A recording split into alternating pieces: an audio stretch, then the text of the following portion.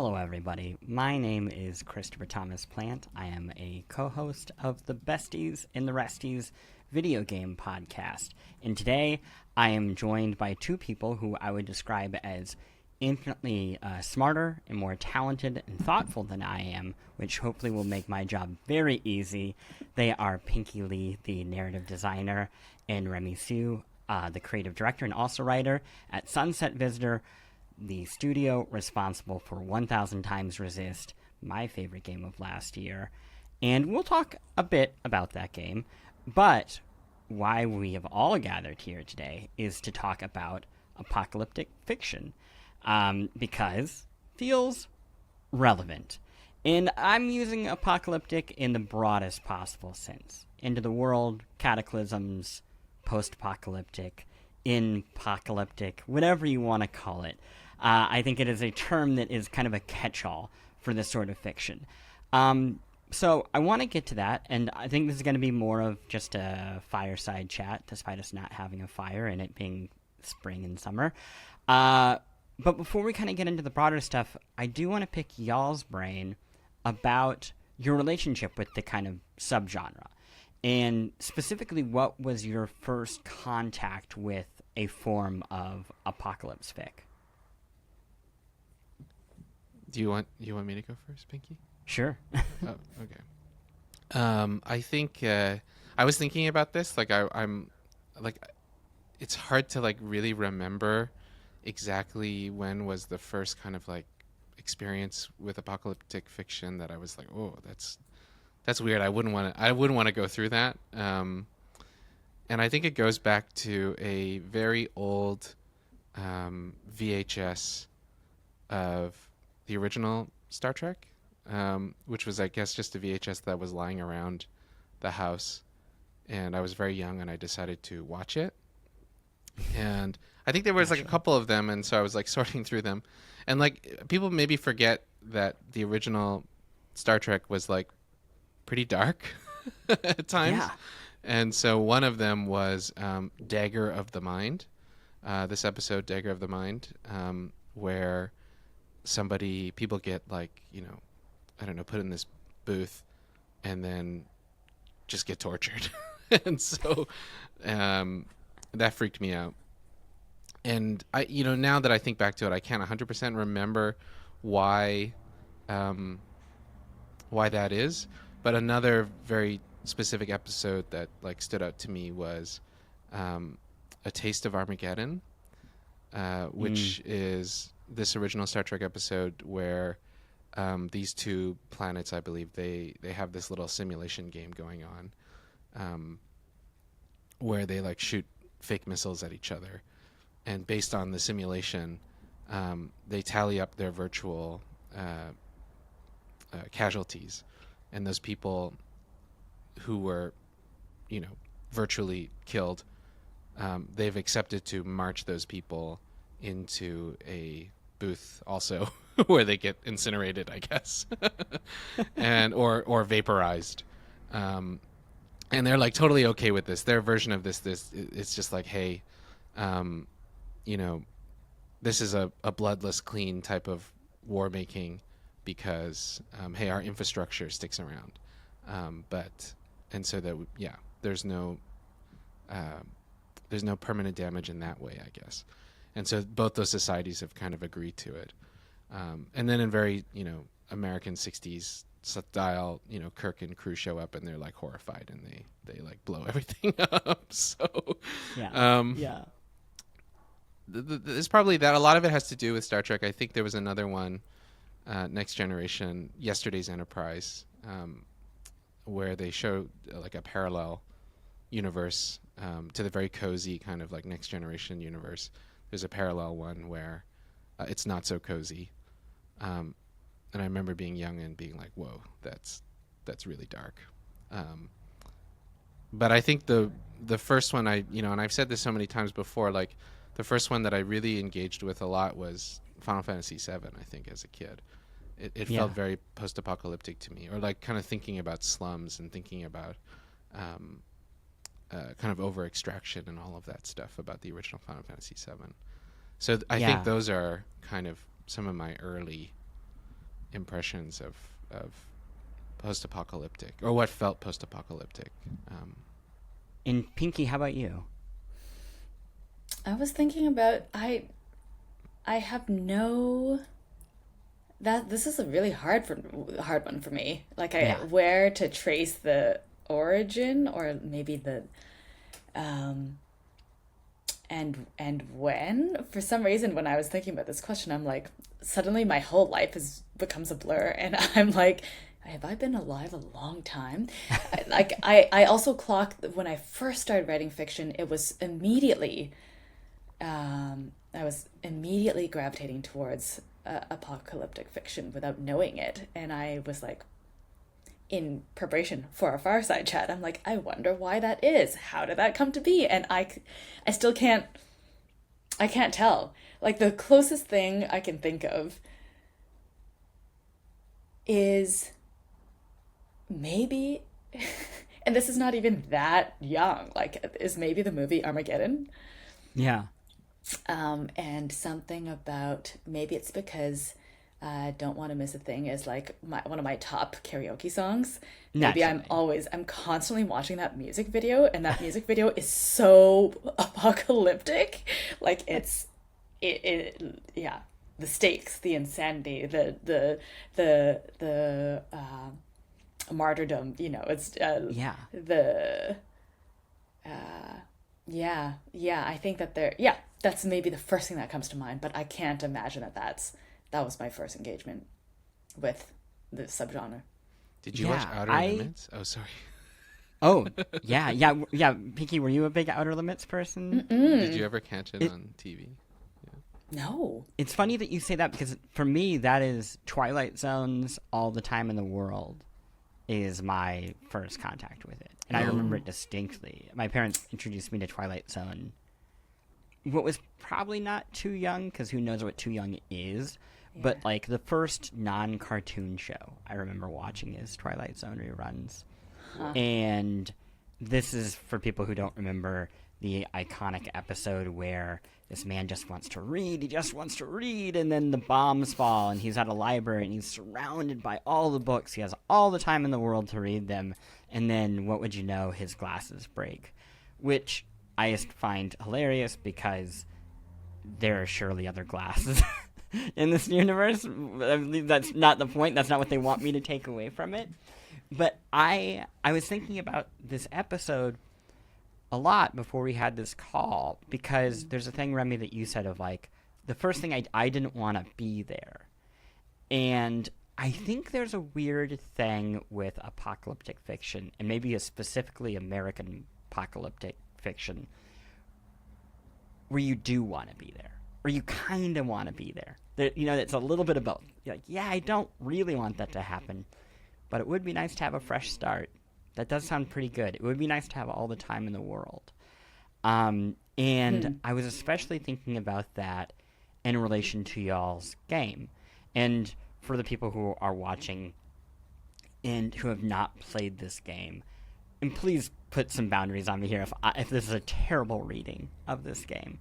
But something that I find, and we're going to get into spoilers a bit here, because I don't know how we could talk about your game without it. What I find so beautiful about your game is it isn't like traditional, especially American apocalyptic fiction. I find that it isn't like it in that it's actually about a person, where a lot of American apocalyptic fiction is about like an idea, what's going to cause this to happen, and then how would society react. But then the other thing that I find is like it in a way, and is distinctly the fantasy, is it truly is, what if I was the last person on Earth? and what if the entire world revolved around me in a very, very real sense? And that, I don't know, there's like a fantasy to it that I'm curious to hear your thoughts as you were just telling the story of how you're picking on kind of, I don't know, almost a monkey paw wish of, what if you are the last being? Yeah, I was thinking about this also, thinking about this talk, where, so much of this kind of strange future in the game, like why did we gravitate towards that? I go back to thinking about, in general, when I think about either ourselves or myself, it's hard to like think about historical fictions or events and much like this. And so much of kind of the interest, at least for me, about speculative fiction is really that, like, I don't think there's a past. I never felt that there was a past to go to that felt comfortable, and I really only felt comfortable in a kind of future. And What do you mean by that? I think it's just like, well, I didn't see myself in the past, and like I didn't clock this as a kid. I was just like, oh yeah, okay, like I wasn't, and this is not the case for everybody. Like, there are some people, my age, who are like super into, wuxia kind of TV shows from Hong Kong at the time, coming out, and they were really interested in that kind of thing. But for me, for whatever reason, it didn't resonate with me, and I was only looking towards the future settings were the ones where I'm like, okay, this is ones that feel like I could exist there or project my thoughts onto. So I don't know. I'm trying to like circle back to your question about why this kind of one person. I don't know. I think, Pinki, you got to help me out here. I'm just kind of like living out in the open. Okay, you kind of tapered off into a different direction. I guess we originally were thinking about the allure of that being. Like, was there I guess maybe what I heard, Chris, in what you were bringing up was like, is there a natural compulsion towards apocalypse? Like, is there something cathartic or something like enamoring about that, not that hero's journey, but that positionality, like, and is there a fantasy that we wanted to kind of like unpack and unravel in there? And I think my immediate guttural response was like, I don't think so. And maybe similar to your point when you were like, oh, in fact, this is a story about a person and less about a circumstance, like less expository and more personal first. And then it just so happens that this is happening around Iris. Like when I think about us working on this game and writing the game, I do clock that we never so much sat down and spoke about the end of the world. Yeah.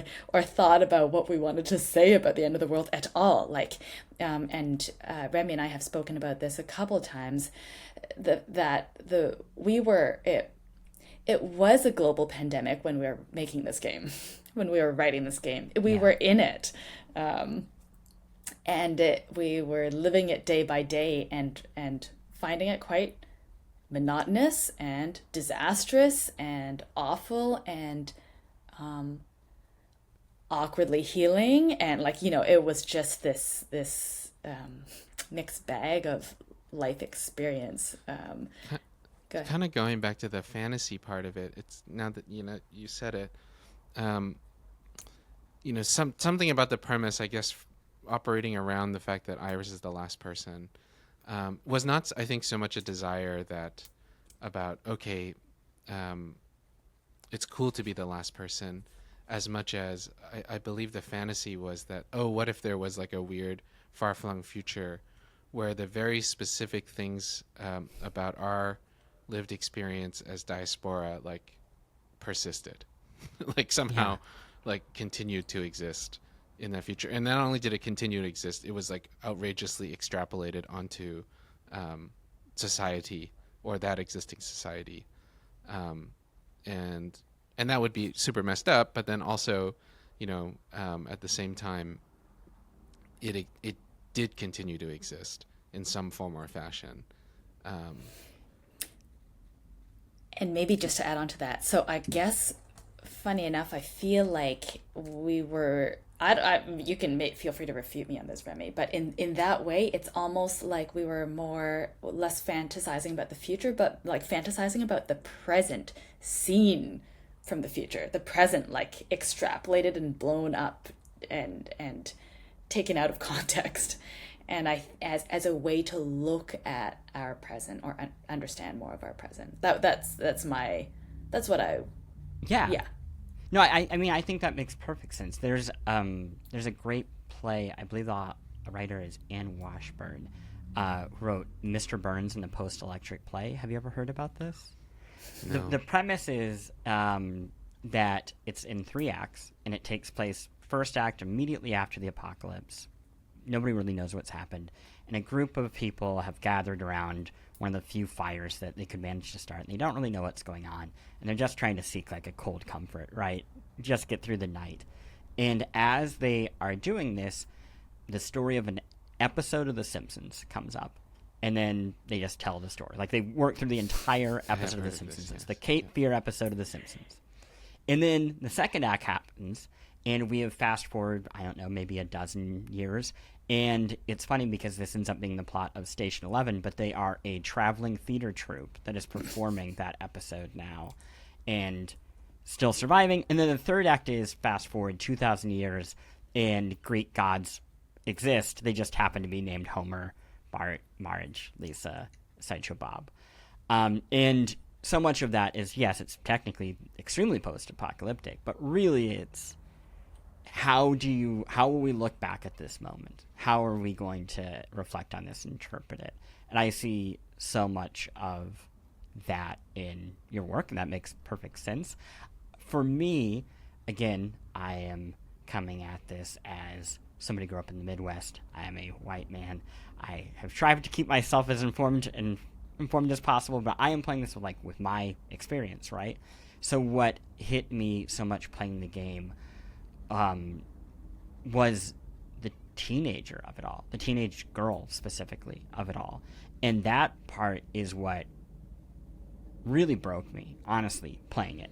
And broke me, I'm playing this game, I have my child, he's 7 now, but, I'm really at that point now where I'm seeing life through the eyes of, this person is so many different people stuck in one person.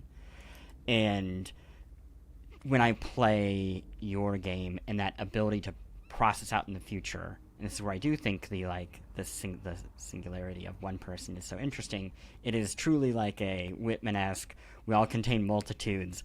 What if one person is the seed of civilization, just one person contains an entire civilization in them. And I find that very beautiful. I say all that, I guess, to go back to this initial idea of that fantasy of being the final person, or of being of restarting a world. And what I guess what I'm saying, this is more praise than question, is usually that story is a Last of Us ilk, which is whether you are the last person or not, you will all kill each other until there's one left, and that one person will be punished for some hubris and their glasses will break. And it was interesting to play a piece of apocalyptic fiction that kind of boils down to that and then actually expands all the way back out. And that I'm just not very familiar with. And I'm curious, as you're writing this, really, did you come in contact with stories of end of worlds or futures that kind of echoed the story that you were wanting to tell?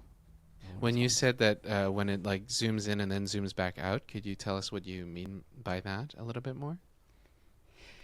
By zooming in and zooming out, what I mean is the world in your story zooms into a person and then zooms back outward into a society, effectively. Right. That, it doesn't just end with the end of civilization or like a new society comes in. That seed of humanity kind of pulls back and creates something entirely new. Yeah, I mean, it's interesting that you brought up that, because I now do recognize that play that you had mentioned, right? But that, I think, also along a very long timeline, that was something that we were always interested in, where as in the act of zooming out, I guess, as you say it. Yeah. These things that occurred very far ago, like very long time ago, start to really resonate throughout like a extremely long horizontal timeline and mutate and transform into really something strange. I think for me, the touchstone of that is something like the Phoenix manga, like the one that takes place it just keeps jumping back and forth between past and the future, and then also I think we've said before, Adventure Time does a really good job of that. Yeah. Right, of like going into the future, and then I think the interesting part is the Adventure Time version of this is the Cheers episode, whereas like that Cape Fear episode, I guess is the kind of central crux point of like, but it's a very strange thing. I wonder if there's a pattern going on where, how does, and I guess we're both artists as well, so like we think about art a lot, and so how does a piece of contemporaneous fiction or media of some kind become way more important than it ever intended to be, and how does it also zoom out in that way? And we were trying to do that, I think, throughout the game on as many little things as possible. Whether it was something Iris did in the past, something like a small item, or like the cake, I guess, was something that just kept doing that for us. And part of the process of writing it kind of as we went, we didn't 100% know when these things would come back around. Like I often say, like in chapter 2, like when Zhao shows up again in chapter 2, that was like, we were like, oh, this is going to be a Zhao cameo, just a Zhao cameo. And then of course Zhao is in almost every single chapter of the game in some form or fashion. And so like, and I think some of that, the ways that it can be, I think it's also really funny to us, like as you mentioned, like it's funny that something like Cape Fear, which is a really great episode of The Simpsons, by the way, like it can become really important, and we were just trying to think about that for everything. I don't know, Pinki, what do you think? I don't think I have anything to add on that front. That rings true to our process. Yeah. Well, I want to pull out a bit away from the game and just as you being writers and being artists, living in this moment and having apocalyptic fiction. Do you find yourself attracted to it right now? Are there books or stories or music or anything that is pulling you in, or if the opposite, anything that's pushing you away? Great question. I feel I'm pulled.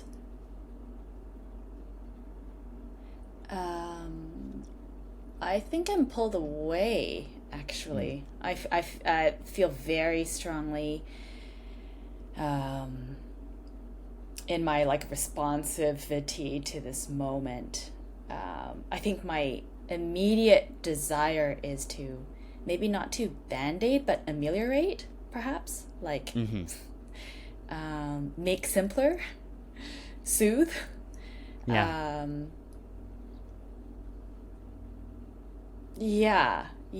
Artistically, perhaps that's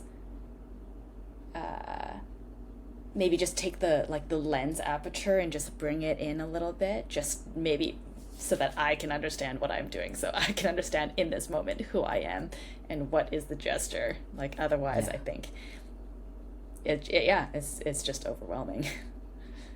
Yeah. How about you, Remy?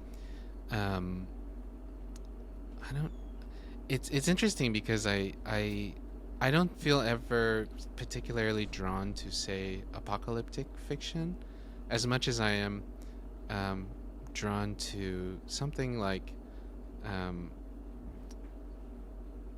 just a set of scenarios in which are like you can set up to investigate something, right? And as a way of kind of trying to understand that for yourself as well.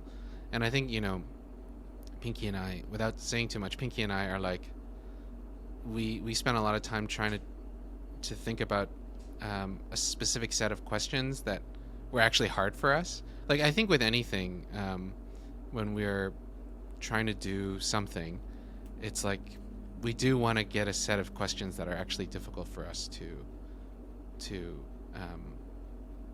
answer. Not that we set out to answer it, but like we don't know ourselves exactly what those set of questions would lead us to. Yeah. And then that like usually kind of like plays out in some degree of fictional scenario world that is and then people later on tell us it's like, oh, it's like really apocalyptic, and it's like because it's usually disturbing somehow in some way. But it's interesting because like something like A Taste of Armageddon takes place in a kind of utopic world, and or at least takes place in a utopic frame, right? Like pseudo-utopic frame of the original Star Trek, and but then of course this story can happen inside of it. And so there's, I think, we're always looking for that degree of duality, as opposed to diving directly into something more like, perhaps like The Last of Us, or The Mist, or that kind of apocalyptic fic, I suppose. Especially in this scenario right now, where so much of that apocalyptic fic is about everybody for themselves.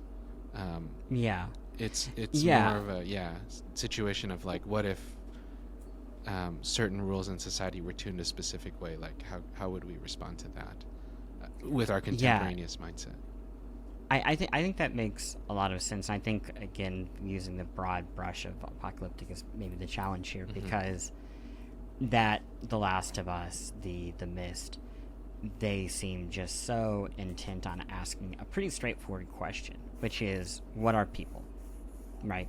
Like, Druckmann spoke, I don't see him speaking about it as much anymore, but it spoke about Last of Us 2 being in some way tied to Israel and Palestine. And the takeaway kind of is all sides are bad. And it's like, well, that's not, for me, super helpful. Like, I didn't need a video game, especially one that cost that much money, to understand a pretty cursory reading of a complex issue. And The Mist, which I like much more, still is, we are animals at our most base level. Speaking of Twilight Zone earlier, it is what is it? The monsters are out on Mulberry Street or whatever. The one where they think that like the neighbors could be evil. It's that, and the big twist, the Stephen Kingness of it all, is just how dark it will go. That like we will kill our own because we can believe it. We can be so warped that we will begin to see it as an act of mercy. I do think The Mist is more relevant now, as like entire families are divided along these like truly deranged political lines. But again, not helpful necessarily at answering like a really complex question, where I think, yes, what you're talking about with the 1,000 times resist, there are maybe 30 questions in there that we are trying to disentangle. That said, I think of all the big questions right now, and I wonder whether it's for 1,000 times resist or it's for whatever you're working on next. Do you think there's a tendency to lean towards this apocalyptic or post-world lens because the questions that we want to ask are kind of pointing in that direction? And by that I mean, if you're talking about like, where is the world going right now, it's hard to kind of not ask the questions that don't play endpoints out in some sort of endgame in a weird way.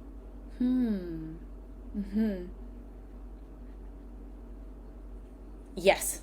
I also think there's something, I guess I've been ruminating on this for a couple minutes. As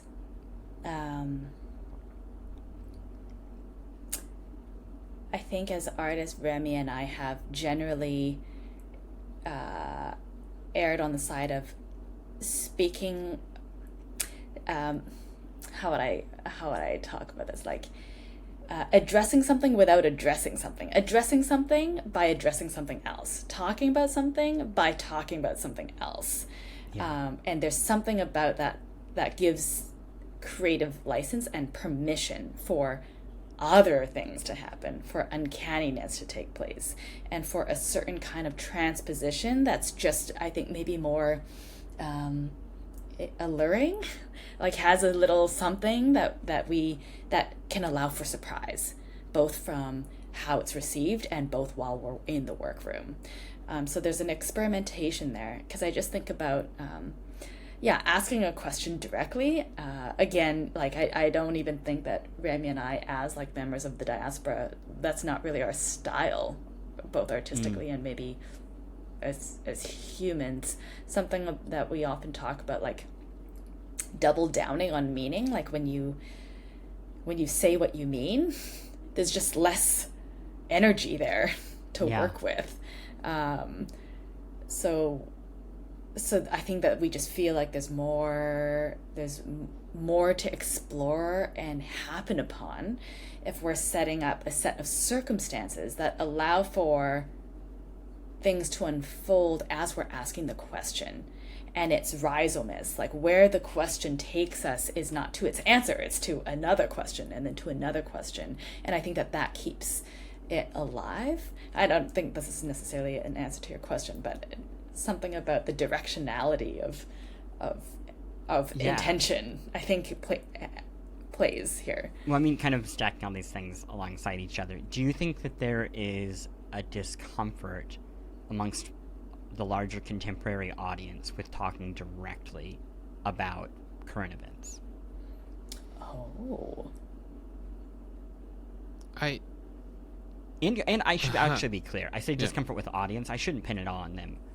Is there a discomfort amongst creators, too? Because there's a little bit of a chicken and the egg here. You know, I can sign on Steam and I can find...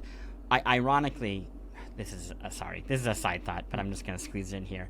I find it deeply strange that there are more sex games on Steam about contemporary things than there are, like, other types of games. And that, like, if you have your 18-plus thing on Steam, you'll turn it on and, like, here's a sex game about being a Facebook moderator. And it's, like, wild. Why isn't there one that's not a sex game? And not that shouldn't exist. Awesome that exists. But it's weird how contemporary seems to be, like, caught in the erotic, which I think is a whole separate question. That's a really interesting point. I don't... sorry. Yeah, it's strange to me, both the lack of games that exist in that space, in the contemporary space, and then I do wonder if that is kind of maybe a built-in assumption about the audience. Interesting. Sorry, go ahead, Remy. You look like you're best. Well, no, I'm just thinking about that because there isn't. I wonder. I mean, like, I think the whole thing about not talking about what is happening contemporaneous in games can be so many different things.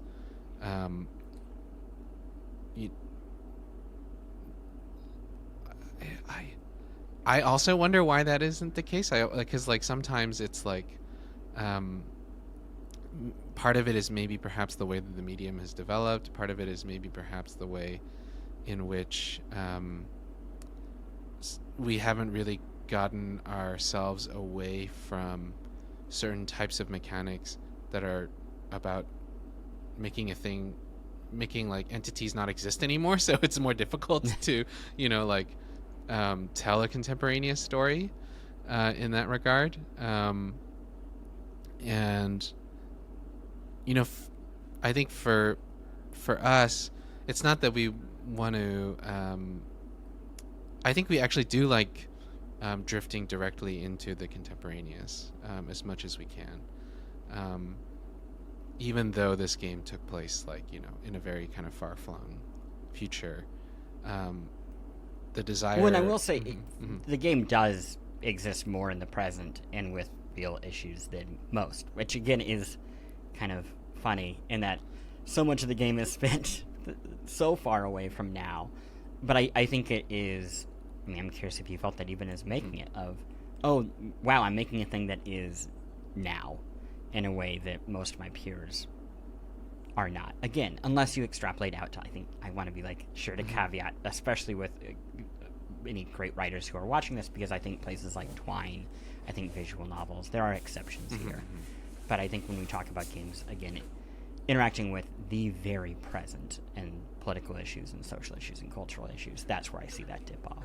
I think this is also something interesting, because in our more kind of devised performance practice, we're always constantly trying to ask ourselves, what to be both present in the space while working, and then also performing, but then also while making. It's that we do want the world essentially to seep into the work that we're making at any given time, that we want to be porous with that world, and a lot of the processes that we try to undertake through devised performance often allows a work to become of the world as opposed to detached from it, and it may not always manifest as, like, say, the fictional setting is in contemporaneous time, for example, but it will be talking about very contemporaneous, perhaps, sentiments. I don't know if that makes sense, Pinki. I lost you a little, but go on. Well, Pinki, I have a question for you as a person who's like really living in the script and in the writing, right? Remy just mentioned that you want the contemporaneous to like seep into the story. That porousness, does it go the other way? And by that I mean, you're writing a really heavy story. Does that begin to seep into your non-work life, to your emotional state, to what you carry with you when you've shut down the laptop for the day? Yeah, good question. I feel like I've had quite a bit of distance from the deep dive in, like the periods of time where we're really, really in the throes of 1,000 times. So I'm just trying to bring myself back. Maybe before I address that, I think I just wanted to, as we were having that previous conversation, I was just thinking about the word fantasy and why gameplay, and why, and I think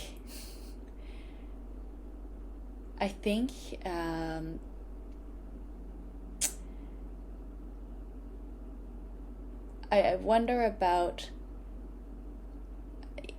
the reason. There's one of the reasons I think why Remy and I moved from like performance practice, where we're just so live, so now, into games, is I think a desire to be elsewhere too.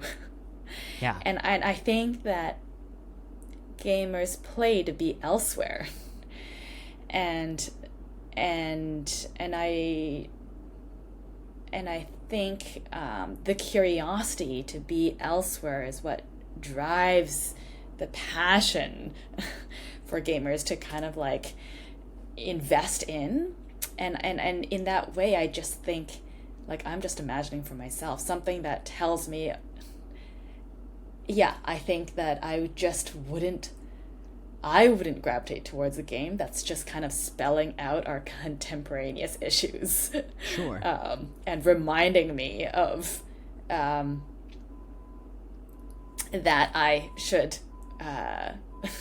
Well, actually, I was about to say that I should vote tomorrow, but I will vote tomorrow.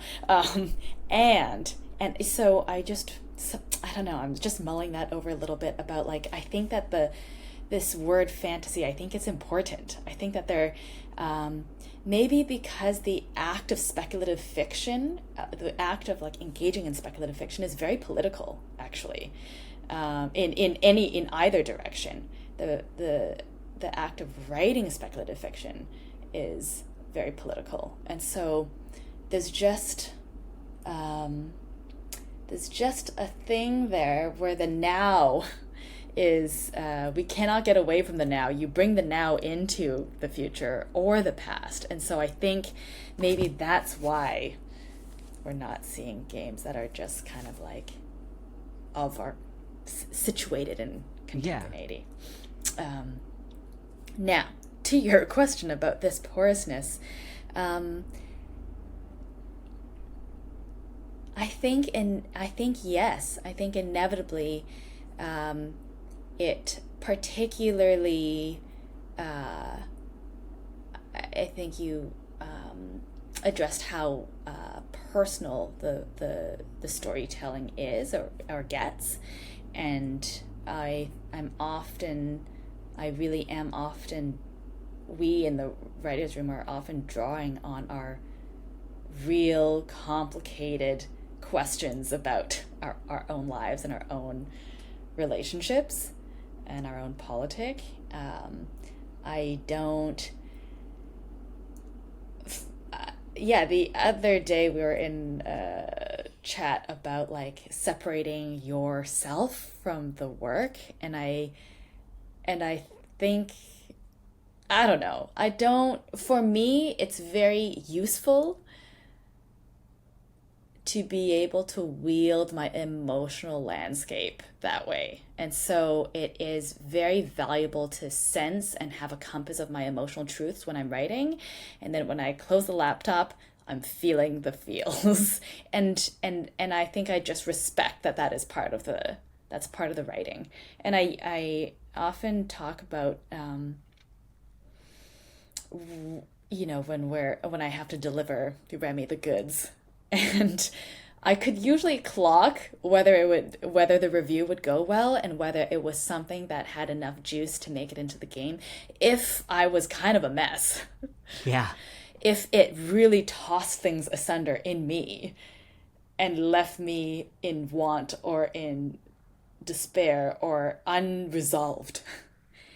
And I just don't think, and if I think it rings that in that kind of true way, I don't think you can just close the laptop and be like, haha, like, yeah, I don't think it's that like clean cut.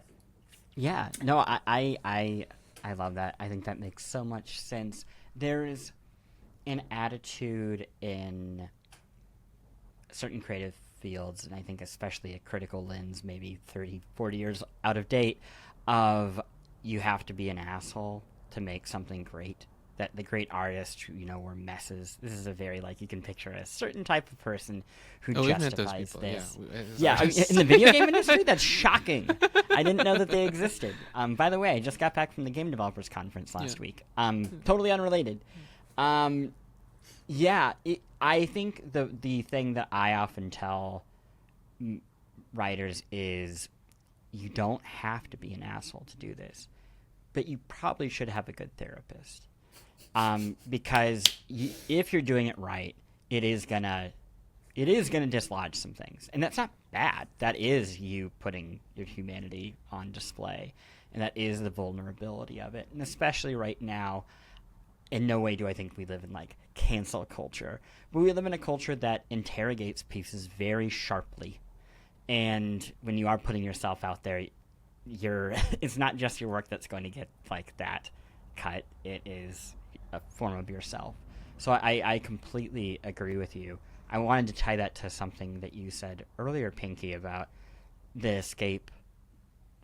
I hate to use escapism, but I'll use it here because I think escapism gets misconstrued as kind of a surrendering to the flow of the experience. You're turning off, and I don't think that is it really at all.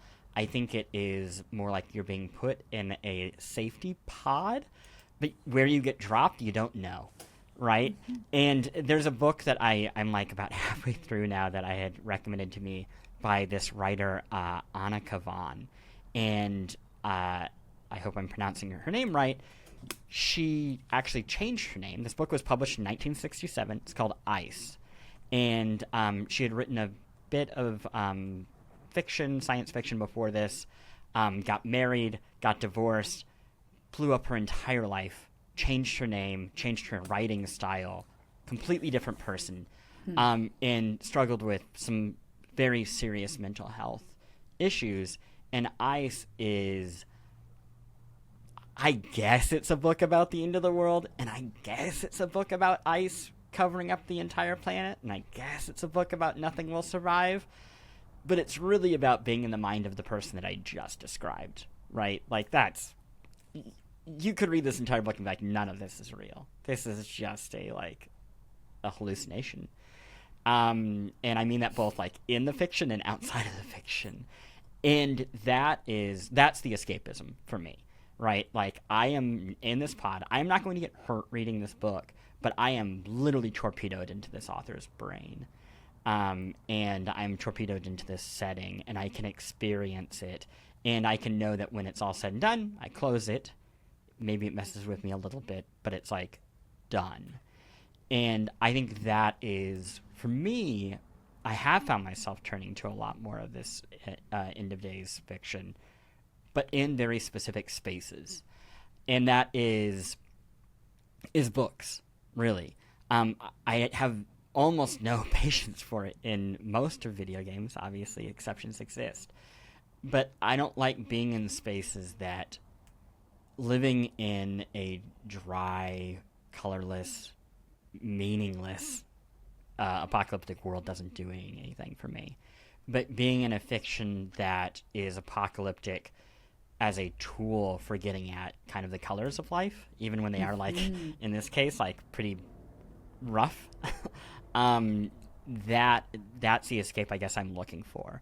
And I think, if I'm being, like, very honest, the finality of it is what I'm looking for. I guess we're wrapping up here, but I'll kind of go back to something, Remy, that you mentioned very early on with one of your first experiences, but Final Fantasy VII. And there's obviously the remakes going on, and I find them a bit unfulfilling right now. And I don't think they're bad games, and I could come up with a million reasons, like, oh, well, the open world's too big, and there's too much to do, and that's just not clicking with me. But that's never the answer, I think, with a video game. Because I say that, and then I play Assassin's Creed, and I can play it for 100 hours. So, like, clearly there's something deeper that's not resonating. And I think the trouble I have with playing a Final Fantasy right now, or something like that is, I find it really tough to live in the mundanity of the end of the world. Because that does feel like too reflective of the moment. That feels really real in a way that, like, even a couple years ago, it was bad. Even during the pandemic, it was bad. But right now, it truly feels like we are living in the mundanity of a Final Fantasy, where it's just every day it's not, the world's not over, but it also is not working as it should, and that's it's not over. Strange. Yeah, you know, and it feels like, is it not over for a year? Is it not over for 100 years? I don't know, and it's like, that is just profoundly unsettling if I think about it for too long. And something like this, these other works of fiction, I find maybe soothing in a way, in the, like, well, at least there's an answer. I don't know, it's like having a health problem and you can't get a diagnosis for it. Like, that's truly one of the worst feelings on the planet, right? But anyway, I'm curious, Remy, you mentioned Final Fantasy, and in this kind of living in it, and how you all, I guess, think of that as creators, because again, the story that you're telling, and I'm trying my best to bring this all the way back, but with 1000x resist, or 1000 times resist, we're gonna pull that. It is doing a bit of a both. It is living in the end times, and it is scooting out in the distance. And weirdly, it's kind of living in the end times and its future too, I guess you could say. And I'm curious how you, in search of the way to put this question, I guess I'm getting to the end of this and realizing I asked you to talk about apocalyptic fiction, and what I really am here talking to you about is a game that is not that. Which it is a game that is kind of living in the moments of the end times, and how you distinguish that, I guess. How you separate that from the rest of end of times fiction. That is a good question. You keep asking good questions, and I'm just sitting here thinking the whole time. Spencer can cut for time while I'm just, like, sitting here going like this.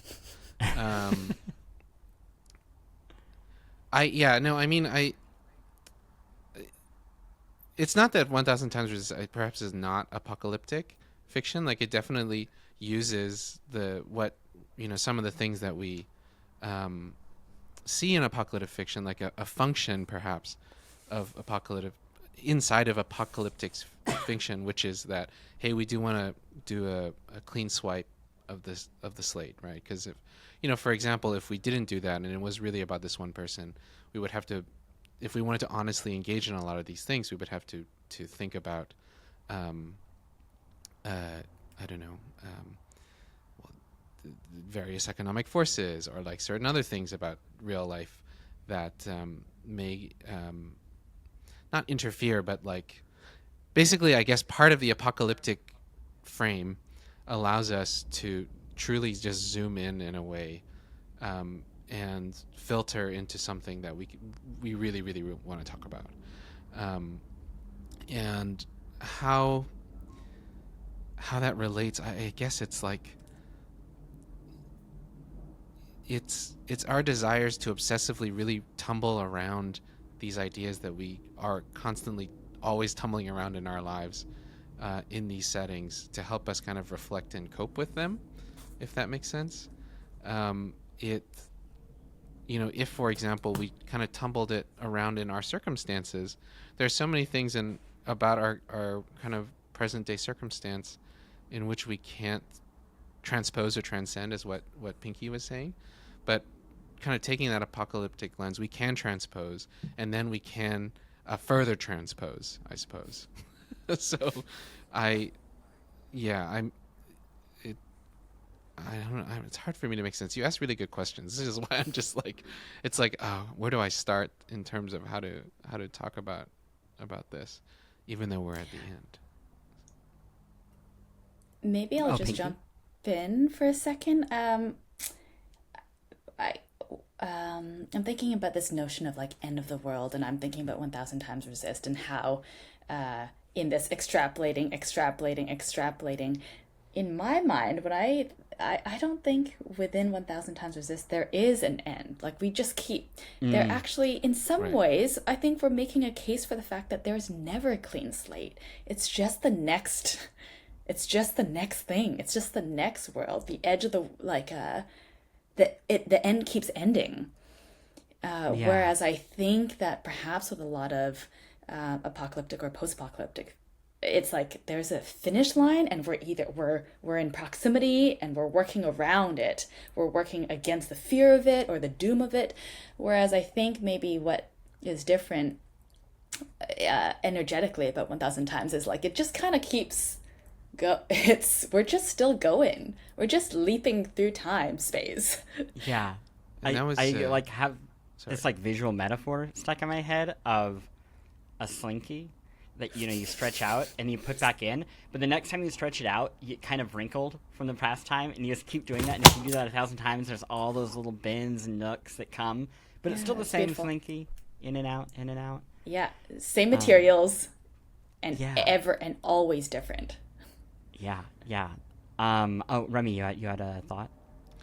No, I think that was just like, what Pinki talked about was a huge directive for us in the writer's room, where it's always just like, okay, time will keep going on. Like, it may seem like there are nice little ends to things, but also I think we were in a very particular part of our life where something like the pandemic did help us like demarcate stuff that happened before and stuff that was happening afterwards.